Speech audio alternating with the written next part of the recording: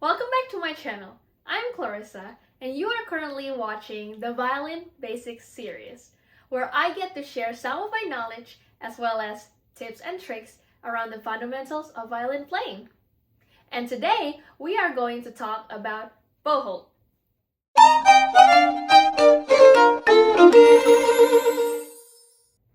The bow is like violinist's magic wand. The bow is really important because it produces the sound of the violin. Without the bow, the violin will not make any sound unless we pluck it. So it is very important and crucial to learn how to hold the bow properly and correctly because it affects tremendously on our sound quality. The first thing I teach my student is to let them know where do we make contacts between our fingers and the bow stick itself. Usually I will take a marker and start to mark their right hand fingers. So I am going to do that right now and show it to you where the dots are. So let's take the right hand. So the pinky will be right on that top, like that. And then in our ring finger is going to be in the middle of our joints. So it's going to be right there. Same goes for the middle finger. And then the pointer finger is going to be on the side like that. Same place in between of the joints, but it's just on the side instead of in here. And lastly is the thumb will be on this side. You can see that my thumb is actually already pretty crooked. Yay! So that's our dots. The pinky, it's there. The two finger is there. The pointer finger is on the side. And the thumb is right there on the corner.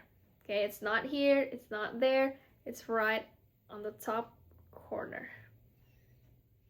So now we already drew the dots on our fingers. Before we make the bow hold for the first time, we need to know some parts of the bow. So this part is the frog. This part is the tip. And then you have the stick of the bow. And then the hair. Don't touch the hair, please, because it will actually ruin the hair if you keep touching it. You know, especially you never know that our hand may be a little bit gross. And then sometimes we have oily hands or put lotions on, so don't touch the hair at all. Now we have screw under here to loosen the bow up, like that, or to tighten the bow up. And then we have the silver winding, the thumb grip, and then that's all. That's part of your bow. So now let's make the bow hold.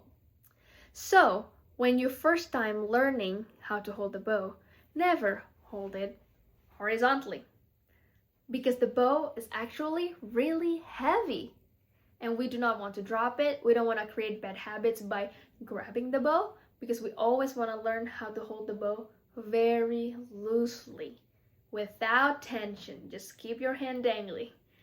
So we want to learn it by holding the bow vertically at first until you feel really comfortable and your teacher give it a good go. So the first two fingers that we're going to put on our bow is the middle finger and the ring finger. So the dots are in the middle of the joints. So now we're going to put it right on there. Don't go straight up like that. Put your finger around and just rest it there. Do not put any pressure. Don't hold it. Don't try to do anything extra. Just basically touch it.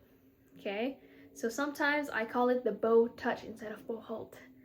So let's just touch that and then put this to our best friend. That's what I said to my student. So these two are together, and then now the first finger or our pointer finger in violin, we refer this one as first finger. So our first finger, we put it just right there. It depends on the bow. Sometimes it goes more towards the silver winding, sometimes it's in between. In this case, in my case, it goes in between of silver winding and the thumb grip. So let's put it there. But now wait a minute. The dots are on the side, not in here like this too. So what do? We're going to talk about that a little bit in a second, okay? So now we're gonna put our pinky first. It has to be on top of the bow like that and curve. So now that we already take care of all our fourth finger, the thumb is still not knowing what to do.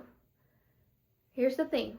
It is so easy to sometimes put the bow touch just like that without the thumb and still feeling loose.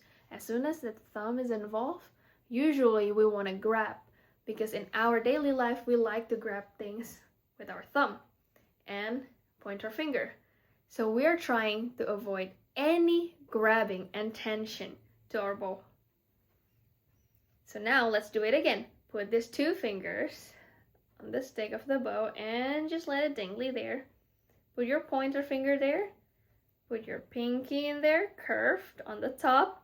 And let's do some pronation so that the side of our first finger can touch the bow. So let's pronate it that way.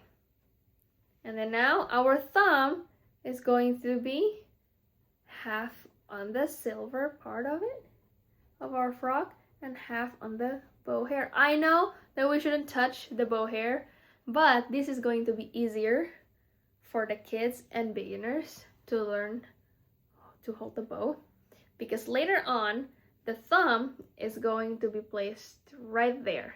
Do you see where my thumb grip has a dent in there? That's where the thumb is going to be. So that's why we put it here, because that's exactly where the parallel line is.